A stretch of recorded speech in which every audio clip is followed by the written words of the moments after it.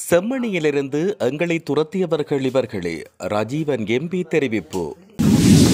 யாழில் மீன் வாங்கச் சென்றவருக்கு நேர்ந்த துயரம். மயிலிட்டி மக்களின் 37 வருட கால பிரச்சினை, அமைச்சர் சந்திரசேகர் அறிவிப்பு.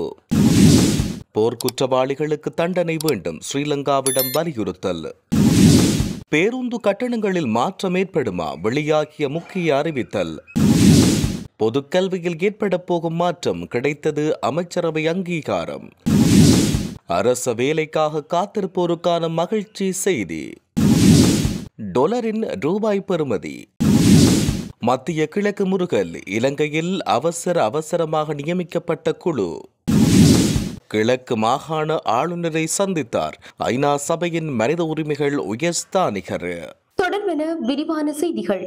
செம்மணி போராட்டத்துக்கு வருகை தந்த அமைச்சர் சந்திரசேகர் மற்றும் தம்மை துரத்தியது சில கட்சியினரும் ஊடகங்களும் என நாடாளுமன்ற உறுப்பினர் ராஜீவன் ஜெயச்சந்திரமூர்த்தி குற்றம் சாட்டியுள்ளார். இவ்வாறான நடவடிக்கைகள் தமிழ் மக்களுக்கு பாரிய பாதிப்பை ஏற்படுத்தும் என்றும் அவர் எச்சரிக்கை விடுத்துள்ளார். மக்களை வைத்து பிழைப்பு நடத்தும் சில கூட்டங்கள் இவ்வாறான செயற்பாடுகளில் ஈடுபடுவதாக ராஜீவன் தெரிவித்தார். செம்மணி போராட்ட திடலுக்கு சென்ற அமைச்சர் ராமலிங்கம் சந்திரசேகர் மற்றும் ராஜீவன் ஜெயச்சந்திரமூர்த்தி போத்தல்களால் எறியப்பட்டு விரட்டியடிக்கப்பட்டனர். இந்த நிலையில் சம்பவம் தொடர்பில் அவர் வெளியிட்டுள்ள காணொலியொன்றில் அவர் இவ்வாறு தெரிவித்தார். யாழ்ப்பாணத்தில் இன்று காலை சந்தைக்கு மீன் வாங்கச் சென்ற முதியவர் ஒருவர் மயங்கி விழுந்து உயிரிழந்துள்ளார். ஆனைக்கோட்டை ஆறுகால்மடம் பகுதியைச் சேர்ந்த செல்லத்தம்பி ரவீந்திரன் வயது 72 என்பவரே இவ்வாறு உயிரிழந்தார். குறித்த முதியவர் இன்று காலை மீன் வாங்க காக்கைதீவு சந்தைக்கு சென்றார். இந்நிலையில் சந்தையில் மயங்கி கீழே விழுந்தார். பின்னர் அவர் சிகிச்சைக்காக யாழ்ப்பாண போதனா வைத்தியசாலைக்கு கொண்டு செல்லப்பட்டார். கொண்டு சென்ற போதே அவர் உயிரிழந்துள்ளார். அவருடைய சடலம் மீதான மரண விசாரணைகளை திடீர் மரண விசாரணை அதிகாரி நமசிவாயம் பிரேம்குமார் மேற்கொண்டார். உடல்கூற்று பரிசோதனைகளுக்காக சடலம் யாழ் போதனா வைத்தியசாலையில் வைக்கப்பட்டுள்ளதாக கூறப்படுகின்றது. 37 வருடங்களாக தமது சொந்த நிலத்துக்காய் போராடி வரும் மயிலிட்டி மக்களின் பிரச்சினை நிச்சயம் தீர்க்கப்படும் என்று அமைச்சர் ராமலிங்கம் சந்திரசேகர் தெரிவித்தார். கடல் தொழில் நீரியல் மற்றும் கடல் வளங்கள் அமைச்சர் ராமலிங்கம் சந்திரசேகர் தலைமையில் பிரதி அமைச்சர் ரத்ன கமகேவின் பங்கேற்புடன் யாழ்ப்பாண மாவட்ட கடற்றொழில் ஒருங்கிணைப்பு குழு கூட்டம் யாழ்ப்பாண மாவட்ட செயலகத்தில் நேற்று நடைபெற்றது. இந்த கலந்துரையாடலில் யாழ்ப்பாண மாவட்டத்தைச் சேர்ந்த கடற்றொழில் சமூகத்தினர் எதிர்நோக்கும் பிரச்சினைகள் விரிவாக கலந்துரையாடப்பட்டன.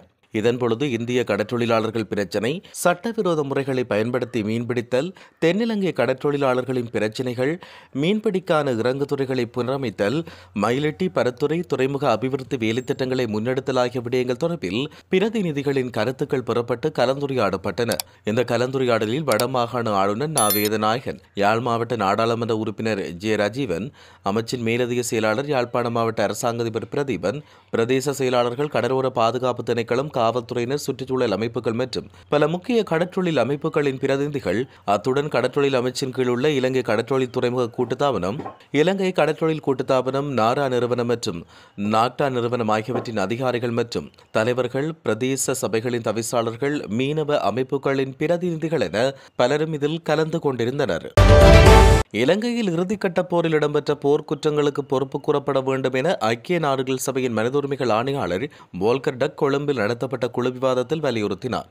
அத்துடன் போர்க்குற்றங்களை செய்தோருக்கு கடந்த கால அரசாங்கங்கள் தண்டனையிலிருந்து விலக்கு அளித்த நகர்வு போல புதிய அரசாங்கம் செய்யாமல் குற்றவாளிகளுக்கு தண்டனை வழங்க வேண்டும் என்ற இடித்துரைப்பை செய்த ஆணையாளர் குற்றங்களை செய்தவர்களுக்கு தண்டனை வழங்குவது மிக முக்கியமான நகர்வென குறிப்பிட்டார்.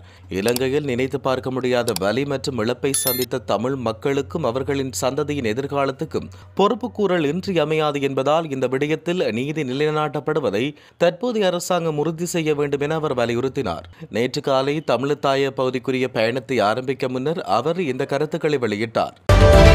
நாட்டில் பேருந்து கட்டணங்களை 2% குறைப்பதற்கு நடவடிக்கை எடுக்கப்படும் என அரசாங்கத்தால் பேருந்து சங்கங்களுக்கு அறிவிக்கப்பட்டுள்ளதாக தகவல் வெளியாகியுள்ளது. போக்குவரத்து அமைச்சின் அதிகாரிகளுக்கும் பேருந்து சங்கங்களுக்கும் இடையில் நேற்று பிற்பகல் நடைபெற்ற கலந்துரையாடலின் போது இவ்வாறு அறிவிக்கப்பட்டுள்ளது. ஜூலை 1 திட்டமிடப்பட்ட வருடாந்த பேருந்து கட்டண திருத்தம் குறித்து கலந்துரையாடுவதற்கு போக்குவரத்து அதிகாரிகள் மற்றும் பேருந்து சங்கங்களுக்கு இடையில் இந்த கூட்டம் இடம்பெற்றது. எனினும் அரசாங்கத்தின் இந்த முன்மொழிவுக்கு பேருந்து சங்கங்கள் தங்களின் எதிர்ப்பை வெளியிட்டதாக தெரிவிக்கப்பட்டுள்ளது. தெரிவித்துள்ளது. பேருந்து கட்டணம் 2 வீதத்தால் குறைக்கப்பட்டால் முதலாவது மற்றும் இரண்டாவது குறைந்தபட்ச கட்டணங்களில் எந்த திருத்தமும் இருக்காது என சுட்டிக்காட்டப்பட்டுள்ளது. இந்த நிலையில் அதற்கு அடுத்ததாக காணப்படும் கட்டணங்களில் மாத்திரம் திருத்தம் மேற்கொள்ளப்படும் என்று தெரிவிக்கப்பட்டுள்ளமை குறிப்பிடத்தக்கது. இலங்கையில் பொதுக்கல்வியை டிஜிட்டல் முறையில் மாற்றும் திட்டத்துக்கு அமைச்சரவை அங்கீகாரம் வழங்கியுள்ளது. இலங்கையில் பொதுக்கல்வியை டிஜிட்டல் முறையில் மாற்றும் திட்டத்தை செயற்படுத்துவதற்காக சீன மக்கள் குடியரசு 20 மில்லியன் அமெரிக்க டாலர் நிதியை வழங்க ஒப்புக்கொண்டுள்ளது. இந்த ஆண்டு ஜனவரி மாதம் ஜனாதிபதியின் சீனாவுக்கான அதிகாரப்பூர்வ விஜயத்தின் போது இந்த திட்டத்தை விரைவாக செயற்படுத்த இரு தரப்பினருக்கும் இடையில் ஒரு ஒப்பந்தம் எட்டப்பட்டுள்ளது. அதன்படி கல்வி, உயர்கல்வி மற்றும் தொழிற்கல்வி அமைச்சராக பிரதமர் ஹரணியால் முன்மொழியப்பட்ட திட்டத்தின் மூலம் 500 தேர்ந்தெடுக்கப்பட்ட பாடசாலைகளுக்கு தேவையான உபகரணங்களையும் திட்டத்தின் கீழ் ஒரு மாதிரி ஸ்மார்ட் வகுப்பறையும் வழங்கவும் நெட்வொர்க் செயற்பாடு மேலாண்மை அலகு, திட்ட செயற்பாடு அறை மற்றும் மாநாட்டு அறையை இசுருபாய வளாகத்தில் நிறுவவும் சமர்ப்பித்த முன்மொழிவுக்கு அமைச்சரவை அங்கீகாரம் வழங்கியுள்ளது.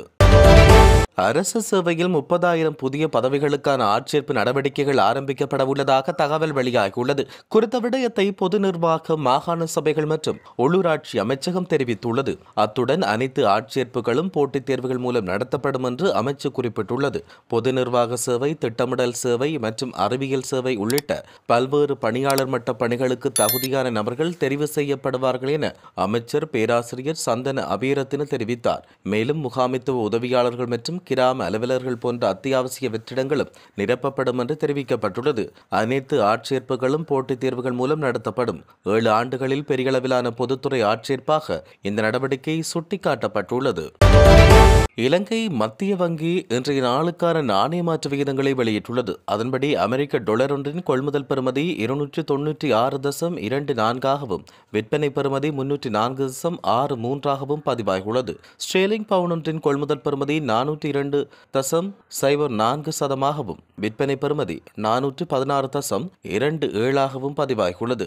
ஜூரோ ஒன்றின் கொள்முதல் பெறுமதி 342.71 வீதமாகவும் விற்பனை பெறுமதி 355.56ஆகவும் பதிவாகியுள்ளது. மத்திய கிழக்கில் தற்பொழுது நிலவுகின்ற போர் சூழ்நிலையில் இலங்கை எதிர்நோக்கும் சவால்களை ஆராய்ந்து அவசர நடவடிக்கை எடுக்க அமைச்சரவை உபகுழு ஒன்று நியமிக்கப்பட்டுள்ளது. முன்னெச்சரிக்கை நடவடிக்கையாக இந்த முடிவு எடுக்கப்பட்டு அமைச்சரவையால் அங்கீகரிக்கப்பட்டுள்ளது. அதன்படி மத்திய கிழக்கில் போர் நிலைமையினை உன்னிப்பாக ஆய்வு செய்து பாதிக்கப்படக்கூடிய அனைத்து பகுதிகள், தாக்கத்தின் அளவு மற்றும் இது தொடர்பாக எடுக்கப்பட வேண்டிய அவசர நடவடிக்கைகள் குறித்து மறு ஆய்வு செய்ய இந்த அமைச்சரவை உபகுழு நியமிக்கப்பட்டுள்ளது. இதேவேளை குறித்த உபகுழுவுக்கு ஒத்துழைப்பு வழங்குவதற்காக ஏற்புடைய அமைச்சுக்களின் செயலாளர்களோடு கூடிய குழு ஒன்றை நியமிக்கவும் அமைச்சரவை தீர்மானித்துள்ளது. விஜித கீரத் வெளிவிகார வெளிநாட்டு வேலைவாய்ப்பு மற்றும் சுற்றுலாத்துறை அமைச்சர் சமந்த வித்யாரத்ன, பெருந்தோட்டத்துறை மற்றும் உட்கட்டமைப்பு வசதிகள் அமைச்சர் பசந்த சமரசிங்க, வர்த்தக, வணிக, உணவு பாதுகாப்பு மற்றும் கூட்டுறவு அபிவிருத்தி அமைச்சர், பொறியியலாளர் குமார ஜேக்கொடி, வலுசக்தி அமைச்சர் போன்றோர் இதில் உள்ளடக்கப்பட்டுள்ளனர்.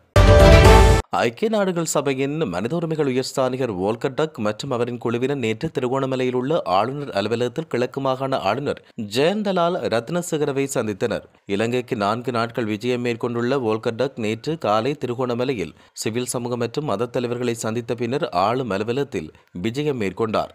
மீள்குடியேற்றம், காணாமல் போனோர், மனித உரிமைகள் பாதுகாப்பு, போதைப்பொருள் தடுப்பு மற்றும் கிழக்கு மாகாணத்தின் நிலப்பிரச்சினை குறித்து அவர்கள் விரிவாக விவாதித்தனர். இலங்கையின் தற்போதைய அரசாங்கம் எடுத்த முடிவுகள் மற்றும் அதன் ஊழல் எதிர்ப்பு கொள்கைகள் குறித்து மனித உரிமைகள் உயர்ஸ்தானிகர் தன்னுடைய திருப்தியை வெளியிட்டார்.